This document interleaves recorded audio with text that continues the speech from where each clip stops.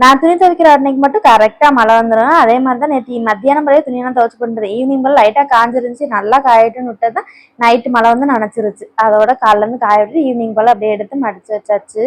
துணி துவைக்கிறப்பெல்லாம் நினைக்கிறது தான் டெய்லி இனிமேல் ரெகுலராக துவைச்சிடணும், சேர விடக்கூடாதுன்னு.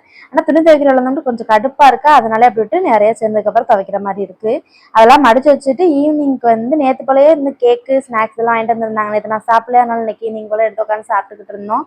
பக்கத்துல வந்து ஆன்ட்டி வந்து 2 பூ பூத்து இருந்துச்சு அப்படின்னு மித்ராக்கு ஆதரவு கொடுத்தாங்க. அப்படியே ஈவினிங் தள்ளா சீவிட்டு அவங்களுக்கு வச்சு விட்டுட்டு அவங்க அப்பா வந்ததுக்கு அப்புறம் பக்கத்துல ஒரு வேலை சொல்லியிருந்தாங்களா, அதான் போய் பார்த்துக்கிட்டு இருந்தாங்க.